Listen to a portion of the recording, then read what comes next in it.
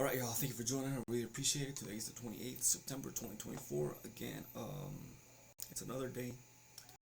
Hope you all are having a good day. And Democrats killed longtime tradition and state Republicans let them do it. And being a Texan who can trace her lineage to before it was even a state, going to the Texas State Fair every year, a child was a way of life.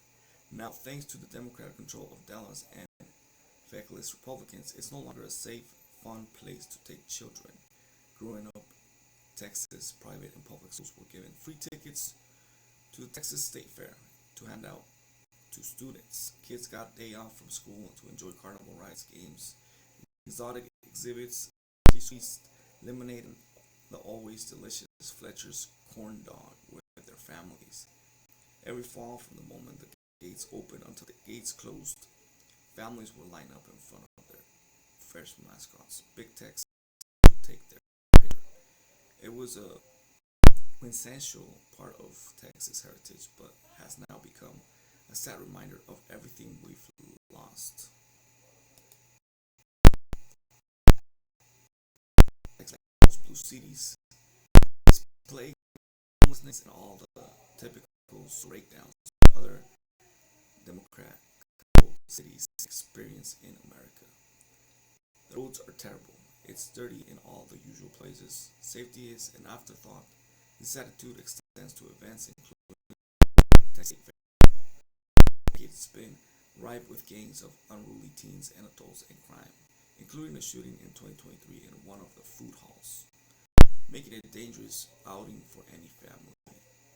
Instead of making it safer by kicking out attendees who jeopardize families or dealing with the rising crime, organizers used the shooting to demonize law owners.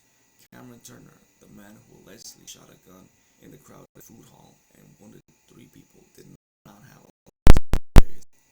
Still, the State Fair of Texas, with the permission of the Democrat-controlled Dallas City Council, announced that licensed gun owners were not allowed to carry a gun on state fairgrounds, despite appeals from over 70 Republican elected officials. Republican State Supreme Court Justice Jimmy Blackhawk, who was appointed to the Texas Supreme Court in January 2020, Greg Abbott, ruled on the side of gun-grabbing left, striping Texans of their right to defend themselves. You know the saying, and everything woke turns to shit. Well, in Texas, everything touched by rhino eventually crumbles. Taking a licensed Texan's gun away isn't going to prevent someone from using a fairground food hall as target practice. All it will be, do is when criminals of the world come knocking. It's incredibly sad that my children will likely never know what going to the state fair is like. Great news for some and bad news for others. Analysts predict Bitcoin as FOMO results. Marcus Thielen, head of research at 10x Research, the September rates cuts by the Federal Reserve and China's stimulus have caused a new FOMO wave in the crypto industry.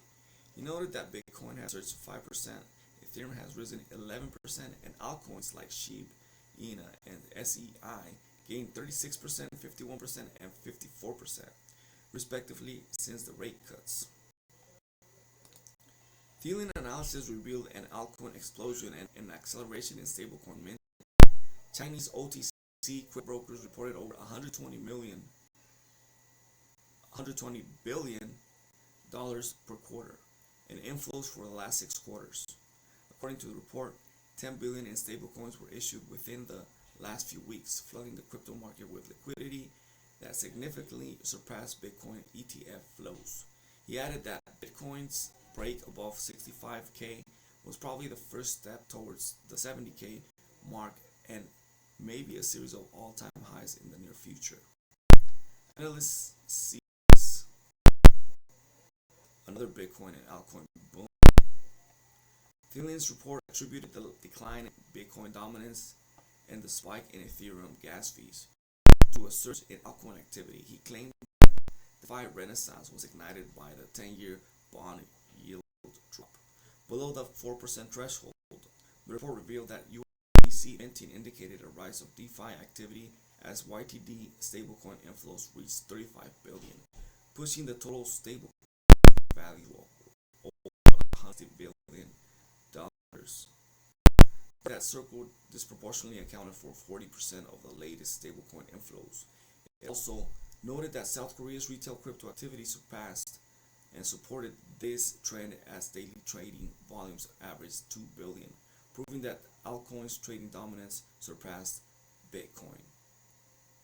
In just the first half of this year, inflows have already exceeded 40 billion, with 55% of the total value coming from transactional over $1 million, likely driven by high net worth individuals or corporate entities. Marcus Thielen. Thielen observed the Fed rates cuts and China's stimulus measures could trigger significant outflows of capital from into the crypto market, since over 55% of Bitcoin mined by Chinese pools. The Chinese stimulus plan impacts crypto. According to the analyst, the 278 billion Chinese stimulus plan fueled global liquidity and ignited a periodic rally in crypto prices. The surge in liquidity coincided with a drop in Bitcoin's 30-day realized volatility to 41%. Thielen noted that the institution traders were likely to get a bigger position with lower volatility. Sentiment share information showing a 43% surge in Shiba Inu's price, a potential indication of FOMO. The analysts said FOMO means fear of making out. The analytics firm considered three on-chain metrics: fear of missing out, volume, circulation, and wealth transaction count. According in sentiment, Shiba Inu's social dominance increased the volume, circulation, and wealth transactions spiked to 10-week highs. Thielen claimed that a quarter four rally was likely. A major bull run in the crypto space was the horizon, and it could spark more FOMO across the industry. Billionaires aren't all bad, and taxing them more background experts say. Billionaires are sometimes criticized for excessive wealth and for fueling gross equality. Two professors say that uber wealthy should be celebrated for improving people's lives in many cases. Billionaires' wealth growth through innovation and rising their taxes could backfire, they told BL. Critics denounced billionaires as greedy and corrupt, bemoaning their existence as evidence the system has failed, and blamed for many of the world's ills. But two experts say that uber wealthy are often huge contributors to society, and trying to eliminate them could badly backfire. Jessica Flanagan, the Richard L. Morrill Chair in Ethics and Democratic Values at the University of Richmond, and Chris Freeman, a business professor at West Virginia University, are the authors of Wealth Without Limits in Defense of Billionaires. In the essay published in the academic journal Ethical Theory and Moral Practice, they argued that billionaires are often more accountable to the public and better placed to tackle global problems than government officials. They made the case that rising taxes could result in less money flowing toward reducing poverty. The pair spoke to Business Insider about how billionaires often improve the world and enrich whole ecosystems of customers, workers, suppliers, and investors while building their vast fortunes. What sparked your interest in billionaires? It's because increasingly popular to make claims such as billionaires shouldn't exist and any billionaire is a policy failure. But these moral criticisms of billionaires are unconvincing because people overstate billionaires for having power and influence and overlook the benefits of some billionaires. We wanted to offer a corrective by writing Moral Defense of Billionaires. What are the key insights from the research? Market-made billionaires get rich by offering people goods and services.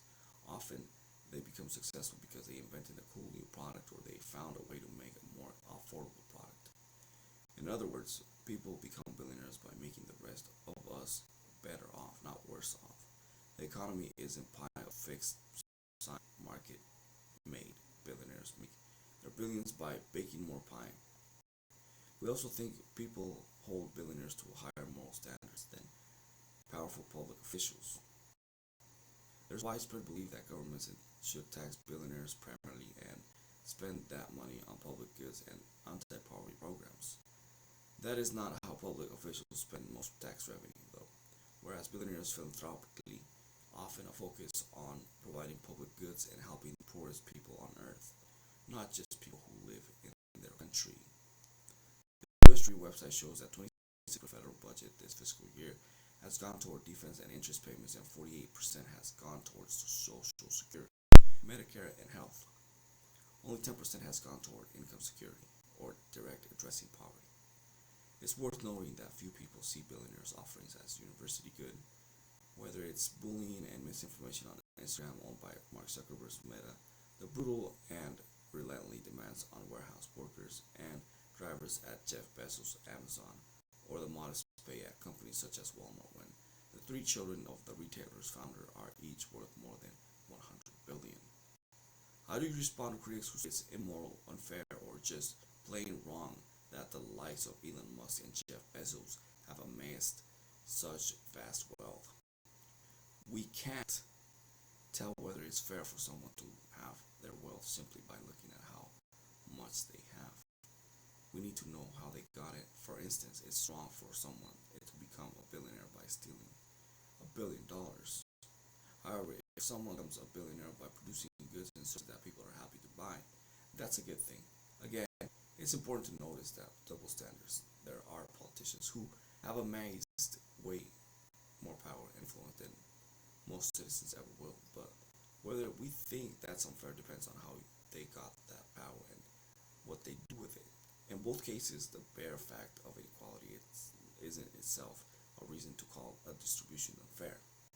Billionaires are often criticized for taking the vast majority of the wealth, creating by their companies for themselves, instead of sharing much more of it with their workers actually producing the goods and services that are being sold, or passing on the profits to consumers in the form of lower prices. Walmart CEO earned about 27 million last financial year, or nearly 1,000 times the roughly 28,000 earned by its median employee. The company's last proxy statement shows. Do any billionaires from the business world stand out for their contributions to people's economic well-being? Two examples are Steve Jobs and Jeff Bezos. Jobs democratized personal computers, smartphones, and tablets.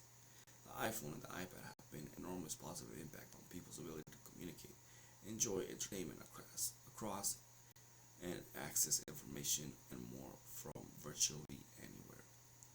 Bezos revolutionized the way people shop. The selection of goods available on Amazon.com is enormous and vastly exceeds what was available to ordinary consumers 20 years ago.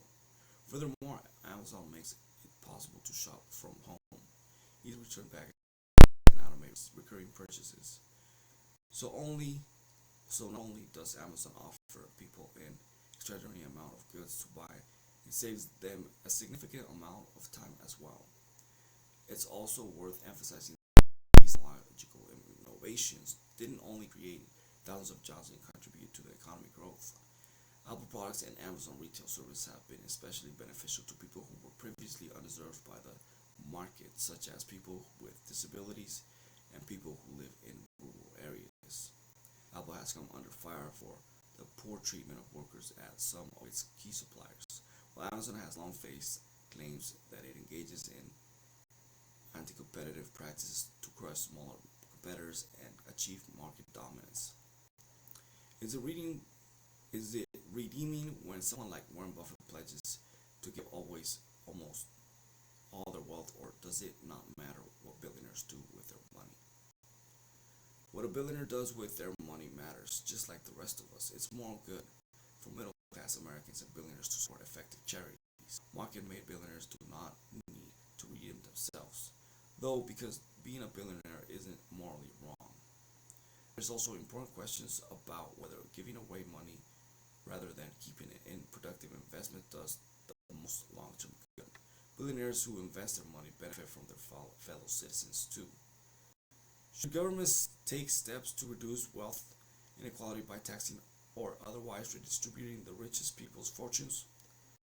Wealth inequality as such is not morally objective.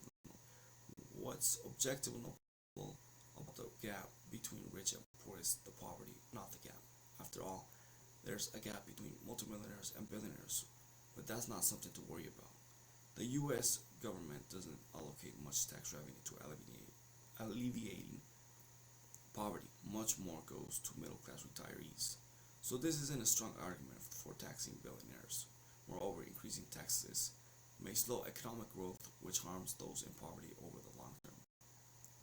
While some billionaires like Gates have used some of their wealth to take and to tackle global through philanthropy, others have given minimal amounts of money away and instead wrapped it in trust and other structures to reduce taxes and build dynastic wealth.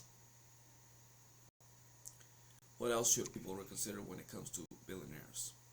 Instead of saying that every billionaire is a policy failure, we should instead embrace the idea that every billionaire is a policy success. People become billionaires by providing a product or service that is so valuable that millions of people are willing to pay for it voluntarily. Think of Taylor Swift and LeBron James as examples. They've enriched millions of fans' lives through their hard work and talent. When these billionaires make a big profit, it's because they deliver big benefits. In contrast, public officials can only get most people to pay for the products and services they provide by threatening them. Swift's Eras Tour was so popular that it helped revitalize the U.S. leisure industry last year. Evening a shout out in the Philadelphia Fed's page book in the city last month for hotel revenue since the pandemic began. One economist predicts return to the Cleveland Cavaliers in 2014 would deliver a 500 million boost to the local economy, but the actual impact was likely lower. And of course, thank you for joining. I really follow on Instagram, on X, Instagram the Studio 11, X the Studio 2020. Subscribe to the channel, thumbs up, and of course, comment and let me know what you think about the video. Thank you for joining, and of course, it's until next time.